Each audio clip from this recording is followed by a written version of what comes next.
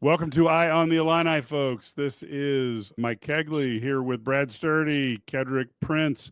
We are going to talk about Illinois 90-58 victory over SIUE. Brad, general thoughts on what appears to be a pretty dominant performance, which is what you want to see out of a team that is really good. Yeah, I think this was exactly the kind of game we expected. I mean, I expect them to score 90 points. I think I said 91. They got 90. Should have scored one more. I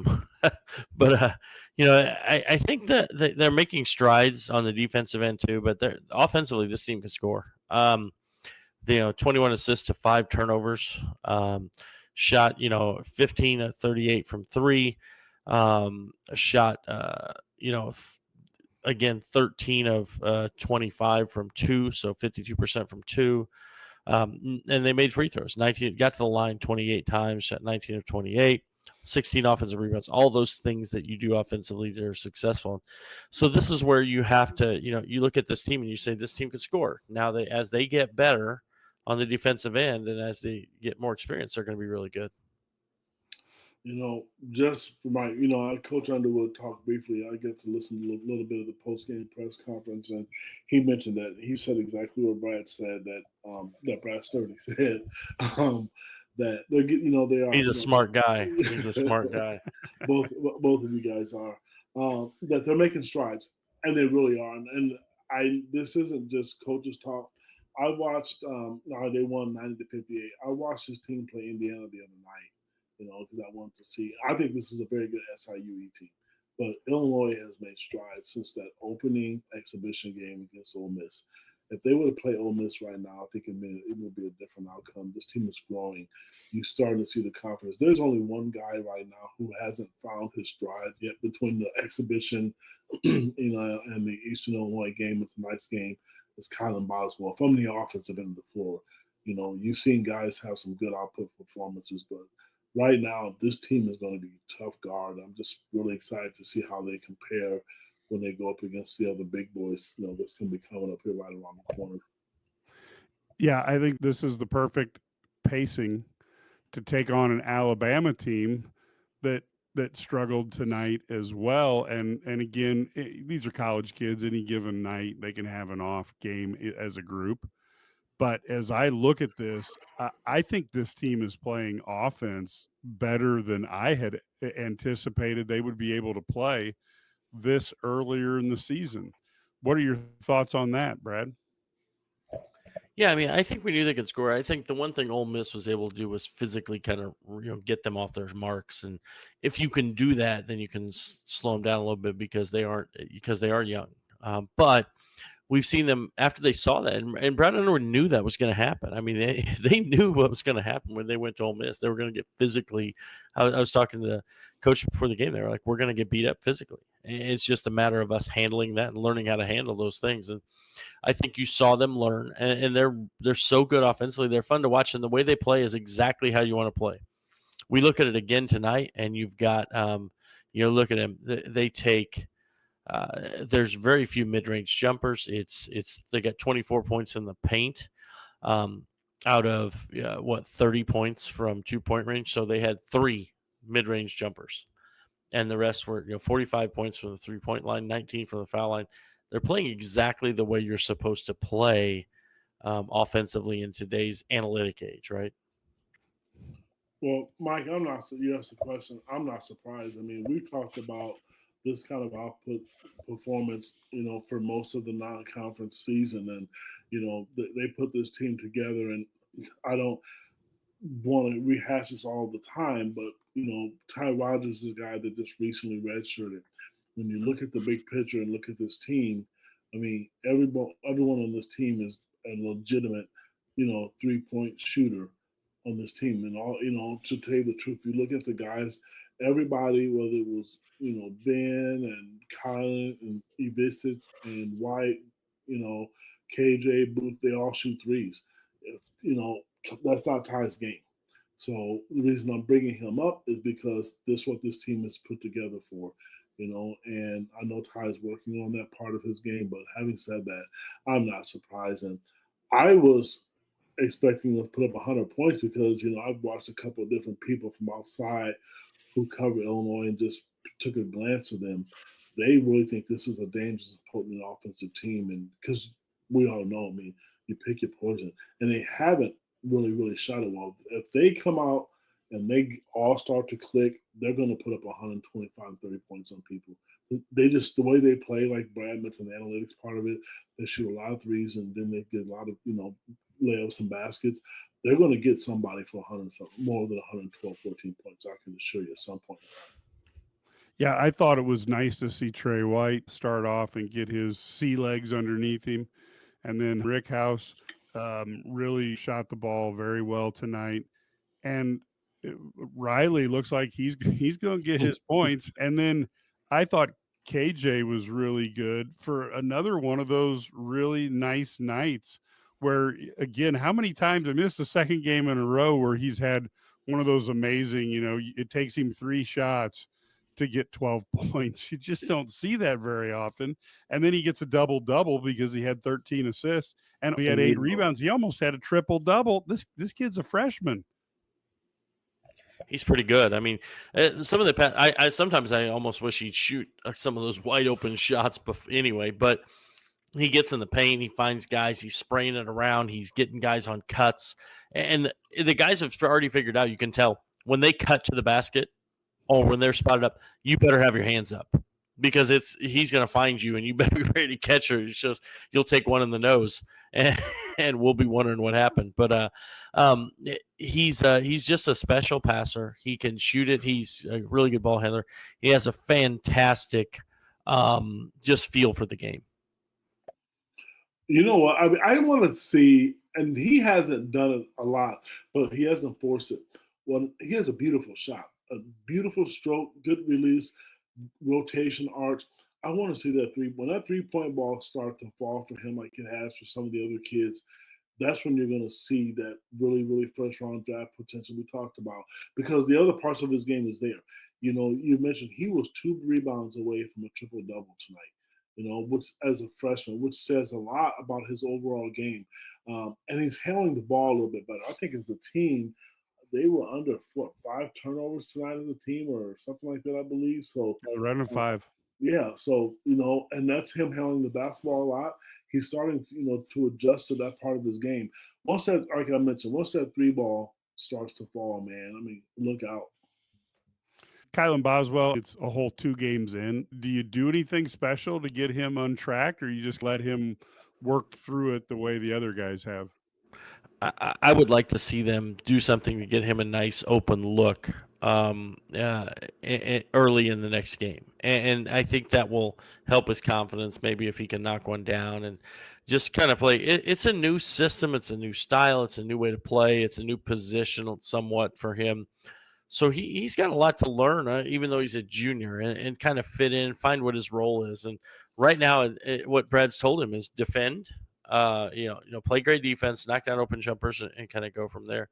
We have a question, or listener: Can Will Riley average a 4-point play per game? Maybe 2. Who knows at the rate he's going? I think he had 2 the first game, so that's what he said. And he had 1 this game. So what is that? 3 through 2, so 1.5 a game. But that'd be pretty impressive. Go just real quick to answer your question. You got to run something for him. He's pressing, and I thought Trey White was pressing, but then you saw what he did tonight coming out. And I believe they play again next Wednesday. So at some point in time, you're going to see him, come out. It's a new system for him, and I will say this: I'm glad he's not forcing, the ball, forcing the issue. A lot of that could be because he's young. I mean, because he's older. Well, he's not older. He's played a lot. Excuse me. There's a big difference. He's young, but he's played a lot of basketball since his 3rd year. But I mentioned that when we started the broadcast. I like to see him get going because once he gets going, again, just another dangerous part of the offense. And tonight, even Ben, he looked like he and Trey White tonight looked to me like, listen, I know what I can do. It looked like someone got in their ear and they just said, we're going to stop thinking. We're going to stop pressing. We're just going to go play. Because both of those guys, to me, have been pressing before. Kylan's doing it, and at some point, he's just going to go play. Even, KJ, they're just going to play their game. The question I have is, Tomislav he's way. I mean, I thought he was going to be good. If you go back into our radio podcasts, our articles, I've thought he was going to be the undervalued guy, but he looks like he looks way better than I thought he was going to be, and I thought he was going to be pretty good. In my opinion, I know Brad's going to go. In my opinion, I think he's the best player on the team right now. That kid is just special. You're right. He's just different. Sorry, Bradley.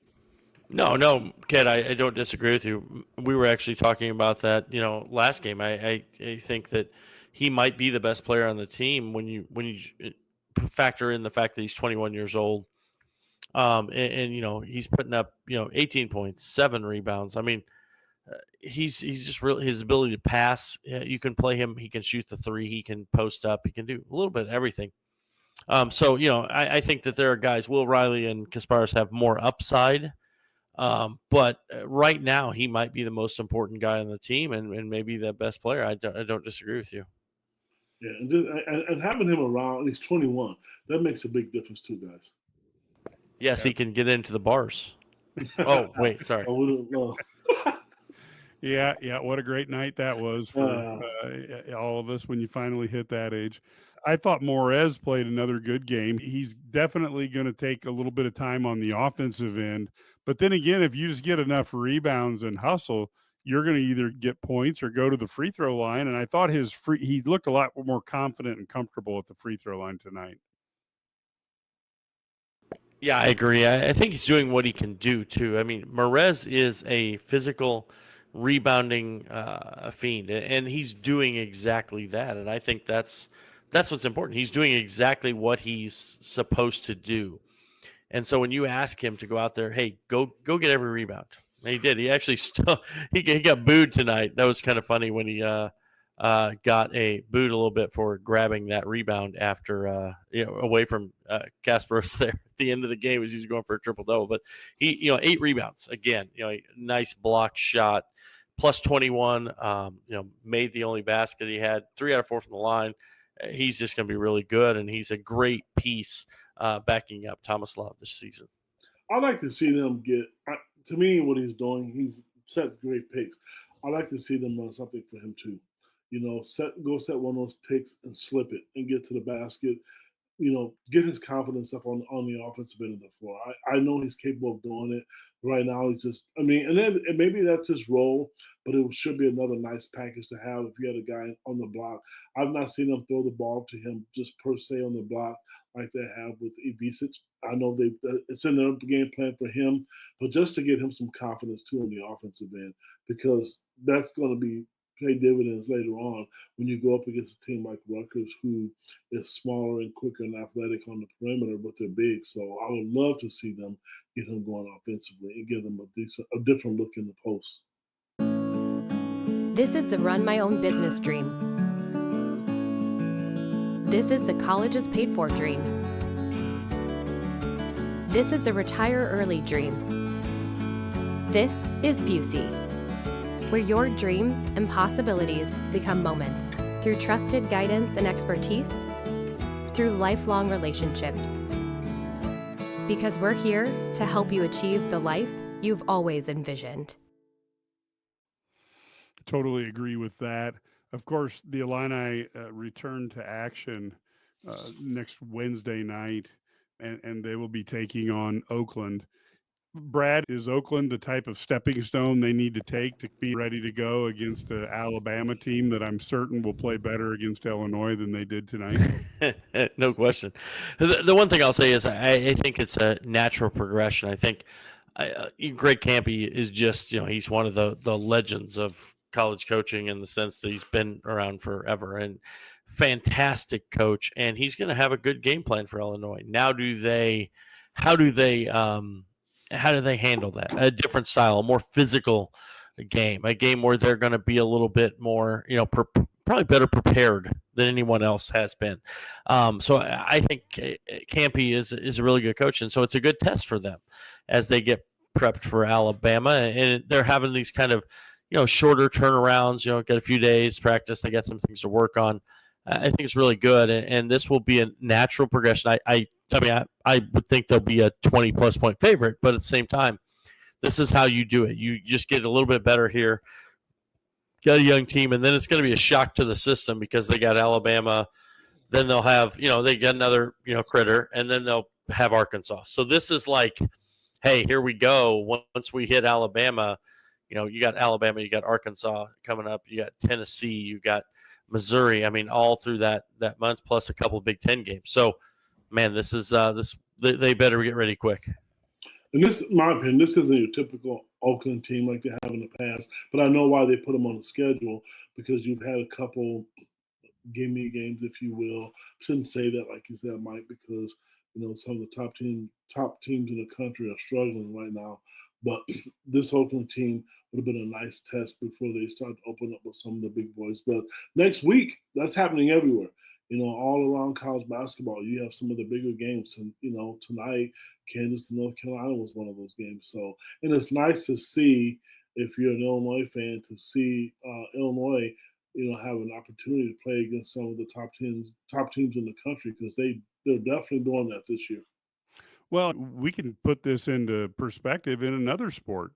For those people who are listening or watching live, UCLA which started off about as bad as you could look this football season, is playing Iowa, and they're actually up over the Hawkeyes in the third quarter. And if they hadn't had a moment where they fumbled into the end zone, you would be to the point where they would be up 24-10 over the Hawkeyes. Teams develop, and I think Brad Underwood has a much better advantage over a lot of coaches because of his ability to integrate a new roster.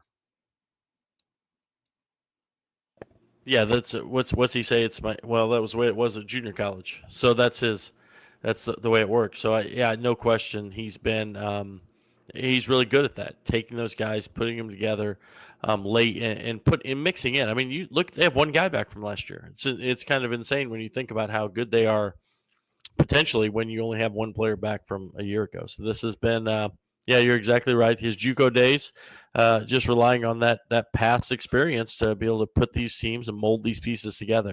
The one thing I'll say is I feel like this team, they know what they are a little earlier than even last year's team. I feel like last year's team didn't know because of adding Damask and how they were going to use him, how they're going to play him. I think you can see this team is and they don't have a Terrence Shannon. If they had Terrence Shannon, I might pick this team to win it all. But they do have, this team is a team that has a lot of pieces, and they've meshed together much quicker than you thought they would, I guess, than even last year maybe did, because they had a lot of returning pieces, but they were kind of in different roles.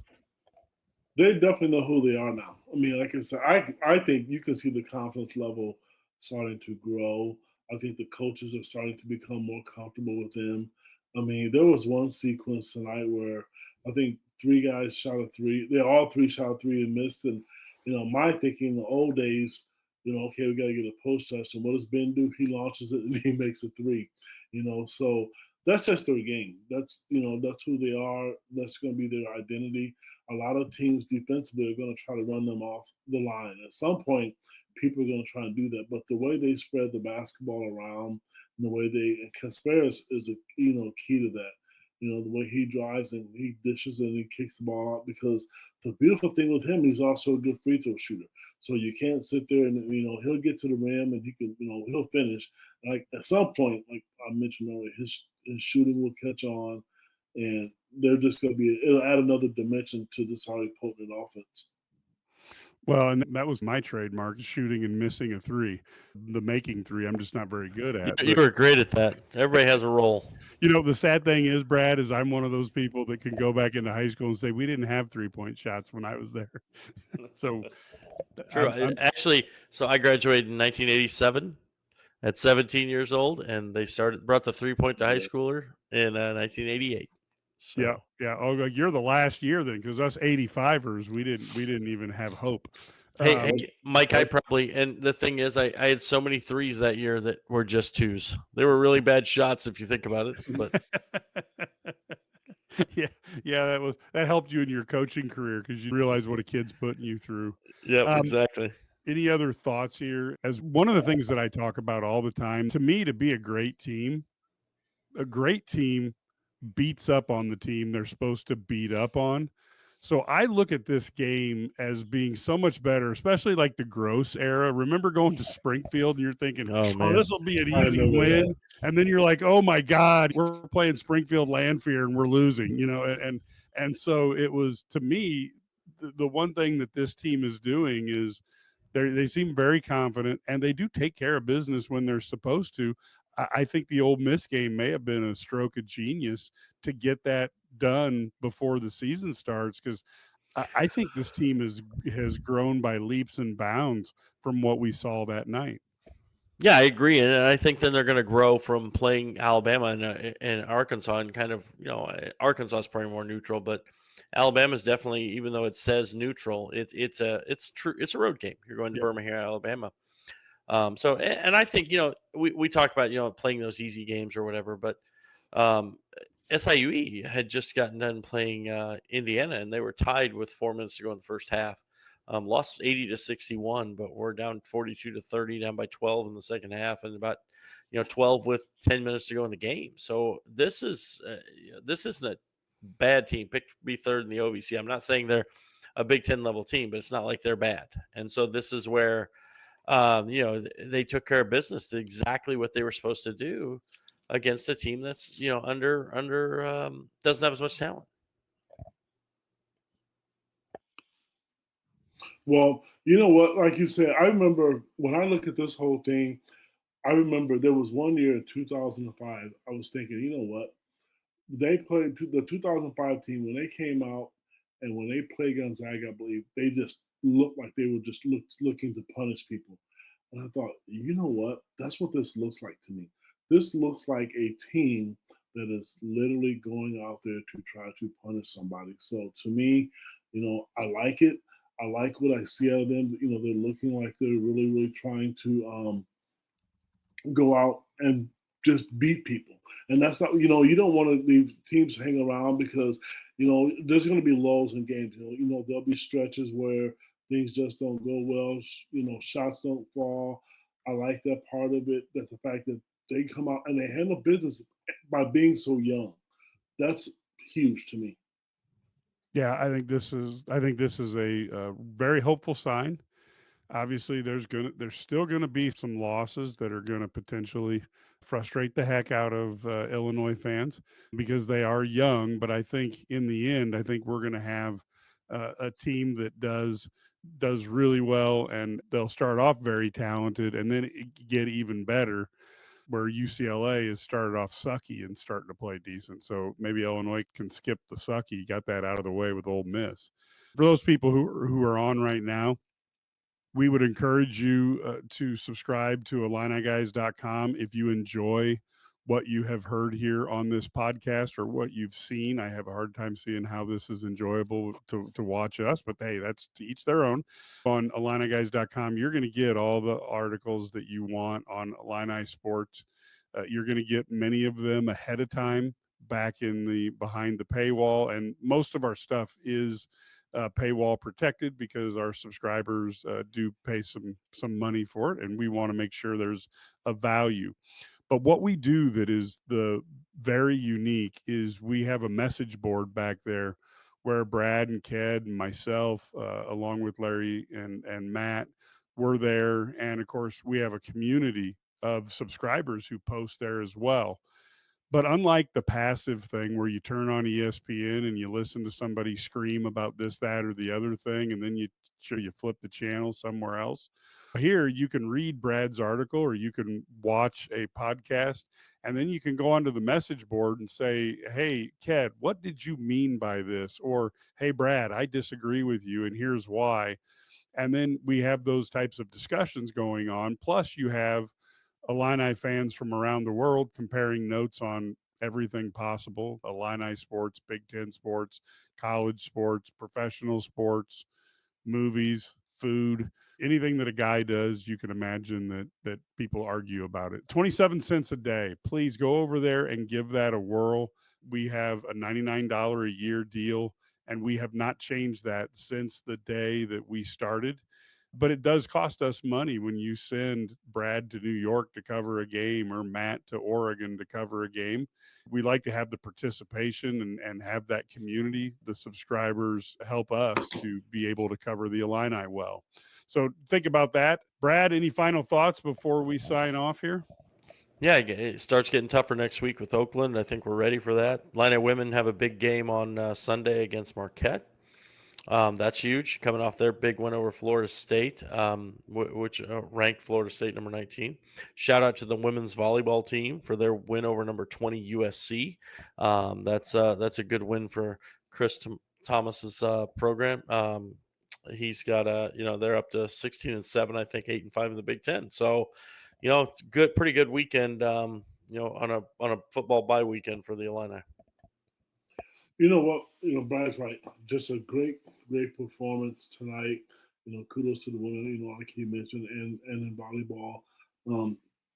Now, but you want to keep it going. Like we mentioned, the women play Marquette on Sunday, and it would be nice for the fans to get out. I know the women are trying to be nice, but they want that crowd out there. I was at the game last night, and they love to see the orange, all in the State Farm Center. So, big time. If you want to be a big time program, you have to have the fan support, and you also want to be some of the best teams, and you're going to schedule them, and they're doing that. So let's go. It's November, and that means it's college basketball season. Yeah, I feel like we're back into the old days. We're now playing the best teams. And I just think this is awesome when you put together a preseason schedule like this. It is what Illinois fans have been waiting for an awful long time, and I'm excited to see that happen. Again, folks, we do Eye on the Illini multiple times during the week. We try to cover all the games and be watching for our live halftime shows as well.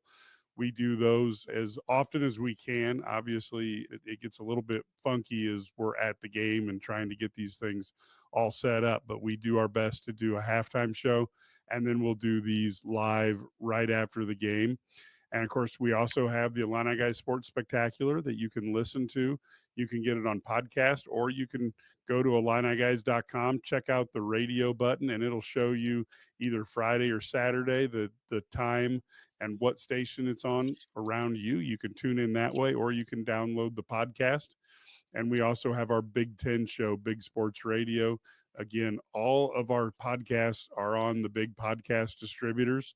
So subscribe to them, and then you won't miss an episode. You don't have to worry about what Ked said because you missed it.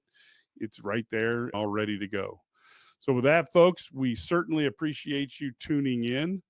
And of course, until next time, go Illini.